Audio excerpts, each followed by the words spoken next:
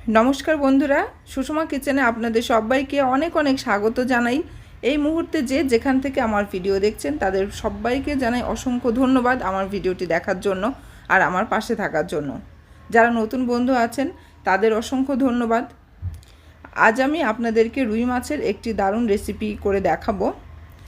এখন যেহেতু ভীষণ গরম পড়েছে আর এই গরমে কিন্তু রুই মাছের পাতলা ঝোল খাওয়া ভীষণই স্বাস্থ্যকর।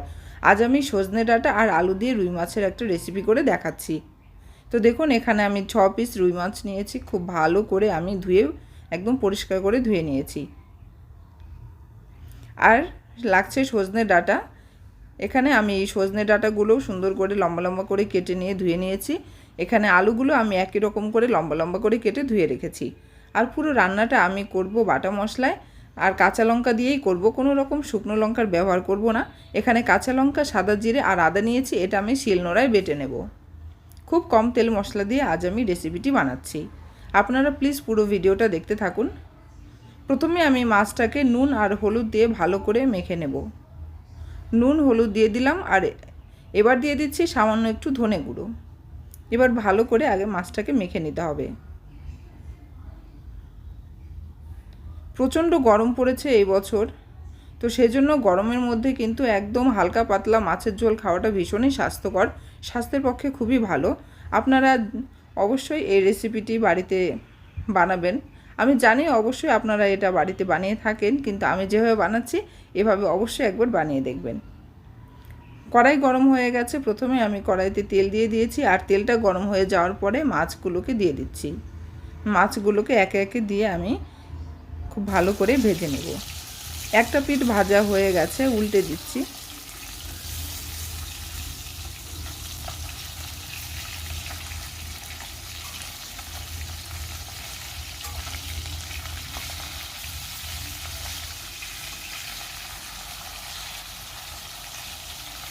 এভাবে আমি উল্টে পাল্টে মাছগুলোকে খুব ভালো করে ভেজে নেব। তো দেখুন আমার মাছটা কিন্তু ভাজা হয়ে গেছে, খুব সুন্দর আমি একদম লাল লাল করে ভেজে নিয়েছি। এবারে মাছগুলোকে তুলে নেব।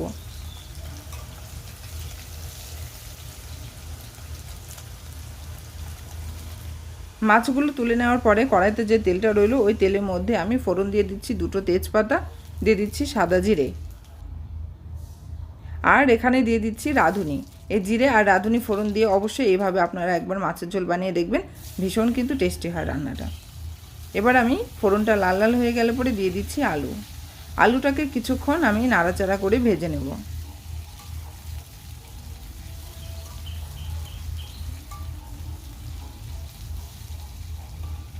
আলুটা কিছুক্ষণ নাড়াচাড়া করে নিয়ে আমি একে একে দিয়ে দেব সজনে ডাঁটাগুলো।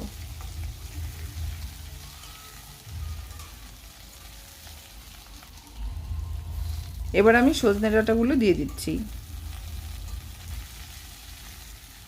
এখানে আপনারা চাইলে পেঁপে বা ঝিঙেও দিতে পারেন, আমি শুধু আজকে আলু আর সজনে ডাঁটা দিয়েই করছি। এবার আমি দিয়ে দিচ্ছি লবণ, দিয়ে দিচ্ছি হলুদ গুঁড়ো আর দিয়ে দিচ্ছি ধনে গুঁড়ো, একদম কম তেল মশলা দিয়ে। আর এখানে আদা, কাঁচা লঙ্কা আর জিরেটা বেটে নিয়েছিলাম সেটা দিয়ে দিচ্ছি। সব কিছু একসাথে মশলা ভালো করে ভেজে নেব।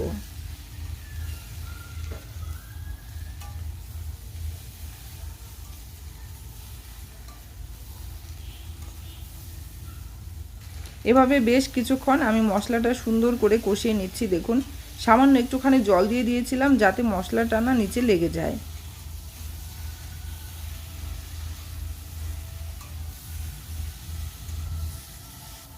আলু সজনে ডাঁটা মশলার সাথে আমার খুব ভালো করে ভাজা হয়ে গেছে। এবার আমি দিয়ে দিচ্ছি জল।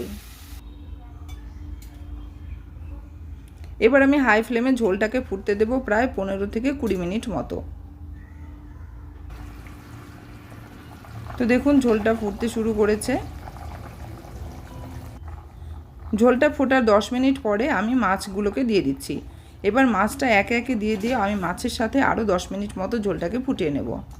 ততক্ষণে আমার আলু আর সজনে ডাঁটাটাও কিন্তু খুব ভালো মতো সেদ্ধ হয়ে যাবে।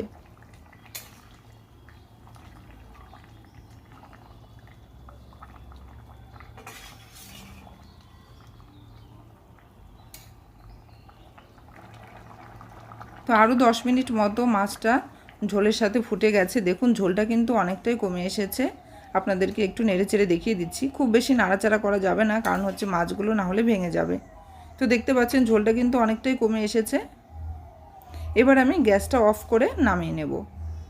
আর এখানে আমি আর কোনো মশলা কোনো কিছুই দিলাম না, যেহেতু আমি জিরে বাটা আদা বাটা দিয়ে করেছি। একদম সিম্পল একটা রান্না। আমার আজকের রান্নাটা যদি আপনাদের ভালো লেগে থাকে অবশ্যই কিন্তু লাইক করবেন এবং কমেন্ট করে জানাবেন কেমন হয়েছে।